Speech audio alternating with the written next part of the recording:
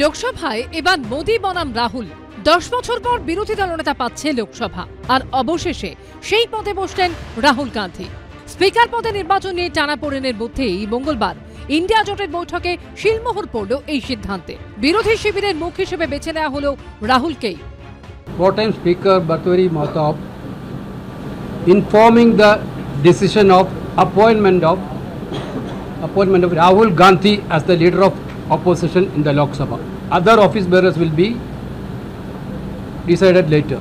1989 থেকে 1991 অবধি লোকসভায় বিরোধী দলনেতা ছিলেন রাজীব গান্ধী।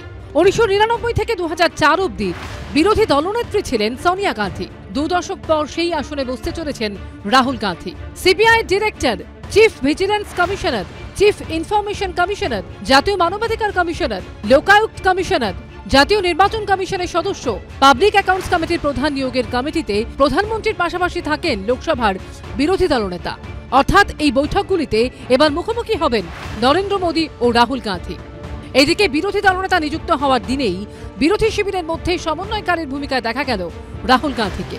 কখনো তিনি লোকসভায় কথা বলেন অভিষেক বন্দ্যোপাধ্যায়ের সঙ্গে, কখনো আবার ফোনে মমতা বন্দ্যোপাধ্যায়ের সঙ্গে কথা বলেন বলে সূত্রের দাবি। স্পিকার পদে বিরোধী শিবিরের তরফে কংগ্রেস সাংসদ কে সুরেশকে প্রার্থী করা নিয়ে প্রাথমিকভাবে অসন্তুষ্ট ছিল তৃণমূল।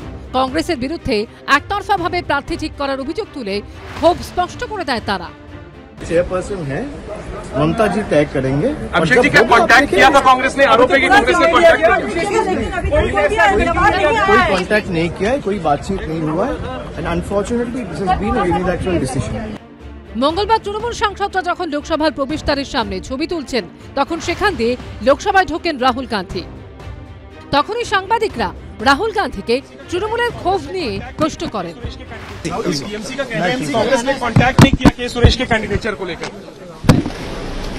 नमस्कार, हाउ आर यू?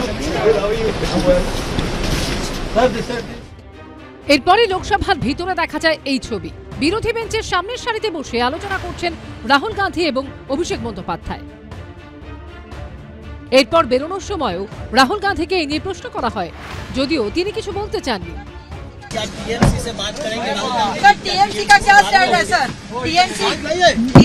जय संविधान। লোকসভায় রাহুল গান্ধী এবং অভিষেক বন্দ্যোপাধ্যায়ের আলোচনার পরই মঙ্গলবার রাতে কংগ্রেস সভাপতি মল্লিকার্জুন খার্গের বাসভবনে ডাকা বিরোধীদের বৈঠকে প্রতিনিধি পাঠায় তৃণমূল। অন্যান্য বিরোধী দলের সঙ্গে সেখানে অংশ নেন কল্যাণ বন্দ্যোপাধ্যায় এবং ডেরেক ওব্রায়েন। সূত্রের দাবি, এই বৈঠক চলাকালীন মমতা বন্দ্যোপাধ্যায়ের সঙ্গে প্রায় 20 মিনিট ফোনে কথা বলেন রাহুল গান্ধী।